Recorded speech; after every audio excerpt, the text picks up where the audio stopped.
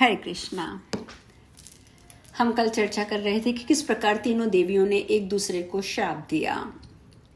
उन दुखित देवियों के कला और शाप का मुख्य कारण सुनकर परम प्रभु ने समय अनुकूल बातें बताईं। भगवान श्री हरि बोले, लक्ष्मी, शुभे, तुम अपनी कला से राजा धर्मध्वज के घर पधारो।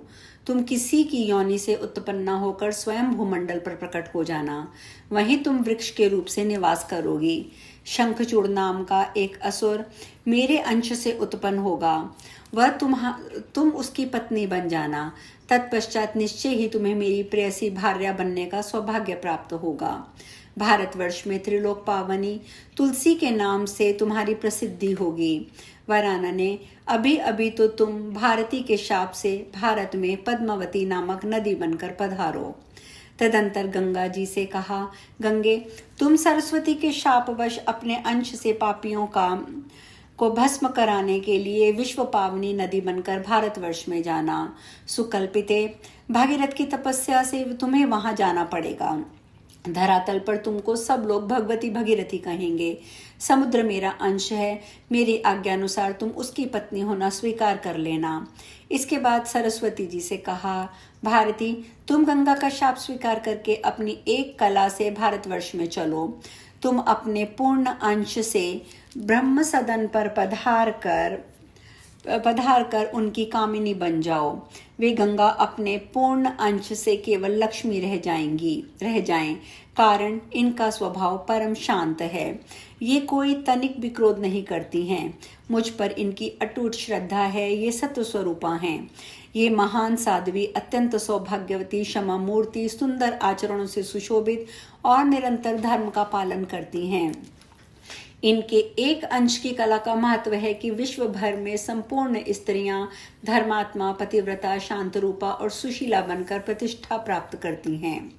अब भगवान श्री हरि स्वयं अपना विचार करके कहने लगे, अहो, विभिन्न स्वभाव वाली 3 स्त्रियों, 3 नौकरों और 3 बंधकों का एकत्र रहना वेद की अनुमति से विरुद्ध है।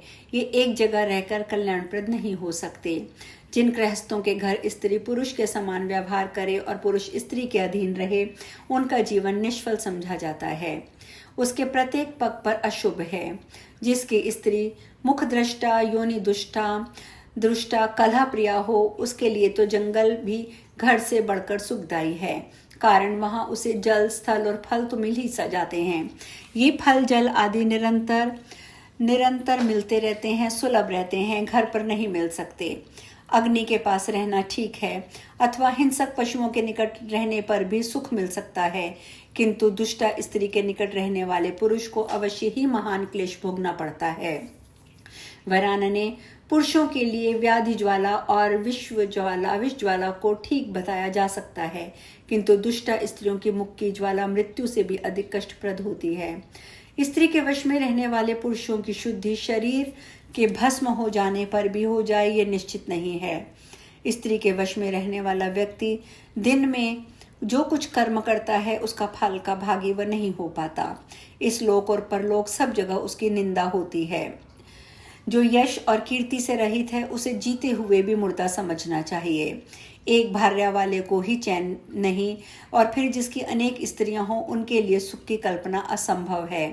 अतः गंगे, तुम शिव के पास जाओ, और सरस्वती, तुम्हें ब्रह्मा के स्थान पर चले जाना चाहिए। यहाँ मेरे भवन पर केवल सुशीला लक्ष्मी जी रह जाएं, क्योंकि परम साध्वी, उत्तम आचरण करने वाली एवं पतिव्रता स्त्री का स्वामी इस लोक में स्वर्ग का सुख भोगता है, पर लोक में उसके लिए कैवल्य पद सुरक्षित है। जिसकी पत्नी प्रतिव्रता है, वह परम पवित्र, सुखी और मुक्त समझा जाता है। भगवान नारायण कहते हैं, नारद, इस प्रकार भगवान श्री हरि चुप हो गए। तब गंगा और लक्ष्मी तथा सरस्वती तीनों देवियां एक दूसरे को आलिंगन करके रोने लगी। शोक और भय से उनके शरीर कांप रहे थे, उनकी आंखों से आंसू बह रहे थे। उन सबको एकमात्र भगवान की शरणें दृष्टि गोचर हुए। अतः वे क्रमशः उनसे प्रार्थना करने लगी। सरस्वती ने कहा, नाथ, मुझ दुष्टा को पाप, ताप और शाप से बचाने के लिए कोई प्रायश्चित बता दीजिए, जिससे मेरा जन्म और जीवन शुद्ध हो जाए। भला आप जैसे महान सच्चरित स्वामी के परित्याग कर देने पर कौन स्त्रियां जीवित रह सकती हैं। प्रभु, मैं भारतवर्ष में योग साधना करके इस शरीर का त्याग कर दूंगी, ये निश्चित है। गंगा बोली, जगत प्रभु, आप किस अपराध से मुझे त्याग रहे हैं? मैं जीवित नहीं रह सकूंगी। लक्ष्मी ने कहा, नाथ, आप सत्व स्वरूप हैं। बड़े आश्चर्य की बात है, आपको कैसे शोभ हो गया? आप अपनी इन पत्नियों पर कृपा कीजिए, कारण श्रेष्ठ स्वामी के लिए क्षमा ही उत्तम है। मैं सरस्वती का शाप स्वीकार करके अपनी एक कला से भारतवर्ष में जाऊंगी, परंतु प्रभु, मुझे कितने समय तक वहां रहना होगा और मैं पुनः कब आपके चरणों का दर्शन प्राप्त कर सकूंगी? पापी जन मेरे जल में स्नान और आचमन करके अपना पाप मुझ पर लाद देंगे, तब उस पाप से मुक्त होकर आपके चरणों में आने का अधिकार मुझे पुनः कैसे प्राप्त हो सकेगा? अच्युत, मैं अपने एक कला से धर्मध्वज की पुत्री होकर जब वृंदा के रूप में स्थित हो जाऊंगी, तब मुझे पुनः आपके चरण कमल प्राप्त क्या होंगे? कृपा निधे, ये तो बताइए कि मैं वृक्ष रूप में उसकी अधिदेवी बनकर रहने लगूंगी, तब कब तक आप मेरा उद्धार करेंगे? यदि ये गंगा सरस्वती के श्राप से भारतवर्ष में चली जाएंगी, तब फिर किस समय श्राप और पाप से छुटकारा पाकर आपको प्राप्त कर सकेंगी?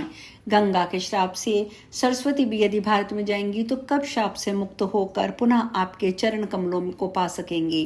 प्रभु, आप जो इन सरस्वती से कह रहे हैं कि तुम ब्रह्मा के घर सिधारो अथवा गंगा को कि तुम शिव के भवन पर जाओ, आपके इन वचनों के लिए मैं आपसे क्षमा चाहती हूँ। आप कृपया करके इन्हें ऐसा दंड ना दें। नारद, इस प्रकार कहकर भगवती लक्ष्मी ने अपने स्वामी श्रीहरि के चरण पकड़ लिए, उन्हें प्रणाम किया। अपने केशों से भगवान के चरणों को आवेशित करके वे बारंबार रोने लगी। भगवान श्रीहरि सदा अपने भक्तों पर अनुग्रह करने वाले हैं। प्रार्थना सुनकर उन्होंने देवी कमला को हृदय से चिपका लिया और प्रसन्न मुख से मुस्कुराते हुए कहा। भगवान विष्णु बोले, सुरेश्वरी कमलेक्षणे, मैं तुम्हारी बात भी रखूंगा और अपने वचन की भी रक्षा करूंगा, साथ ही तुम तीनों में समता कर दूंगा। अतः सुनो, ये सरस्वती कला के एक अंश से नदी बनकर भारतवर्ष में जाएं, आधे अंश से ब्रह्मा के भवन पर पधारें और पूर्ण अंश से स्वयं मेरे पास रहें। ऐसे ही ये गंगा भगीरथ के सत्य प्रत्न से अपने कलांश से त्रिलोकी को पवित्र करने के लिए भारतवर्ष में जाएं, स्वयं पूर्ण अंश से मेरे पास भवन पर रहें। यहाँ इन्हें शंकर के मस्तक पर रहने का दुर्लभ अवसर भी प्राप्त होगा। ये स्वभावतः पवित्र तो हैं ही, किंतु वहां जाने पर इनकी पवित्रता और बढ़ जाएगी। वामलोचने, तुम अपनी कला के अंशांश से भारतवर्ष में जाओ, वहां तुम्हें पद्मावती नदी और तुलसी वृक्ष के रूप में विराजना होगा। कली के 5000 वर्ष व्यतीत हो जाने पर नदी रूपणी देवियों का उद्धार हो जाएगा। तदनंतर तुम लोग मेरे भवन पर लौट आओगी। पद्म भवे, संपूर्ण प्राणियों के पास जो संपत्ति और विपत्ति आती है, इसमें कोई न कोई हेतु छिपा रहता है। बिना विपत्ति सहे किन्हीं को भी गौरव प्राप्त नहीं हो सकता। अब तुम्हारे शुद्ध होने का उपाय बताता हूँ। मेरे मंत्रों की उपासना करने वाले बहुत से संत पुरुष भी तुम्हारे जल में नहाने धोने के लिए पधारेंगे। उस समय तुम उनके दर्शन और स्पर्श प्राप्त करके अपने पापों से छुटकारा पा जाओगी। सुंदरी, इतना ही नहीं किंतु भूमंडल पर जितने असंख्य तीर्थ हैं, वे सभी मेरे भक्तों के दर्शन और स्पर्श पाकर परम पावन बन जाएंगे। भारतवर्ष की भूमि अत्यंत पवित्र है। मेरे मंत्रों के उपासक अनगिनत भक्त वहां वास करते हैं। प्राणियों को पवित्र करना और तारना ही उनका प्रधान उद्देश्य है। मेरे भक्त जहाँ रहते हैं, अपने पैर धोते हैं, वह महान तीर्थ एवं परम पवित्र बन जाता है। ये बात बिल्कुल निश्चित है। घोर पापी भी मेरे भक्त के दर्शन और स्पर्श के प्रभाव से पवित्र और जीवंत मुक्त हो सकता है। नास्तिक व्यक्ति भी मेरे भक्त के दर्शन और स्पर्श से पवित्र हो सकता है।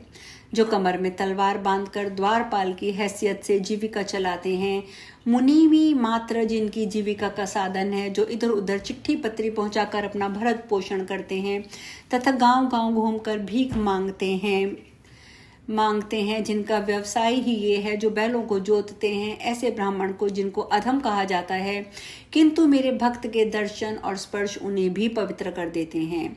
विश्वासघाती मित्र, मित्रघाती, झूठी गवाही देने वाला, धरोहर हड़पने वाला नीच व्यक्ति भी मेरे भक्तों के दर्शन और स्पर्श से शुद्ध हो जाते हैं।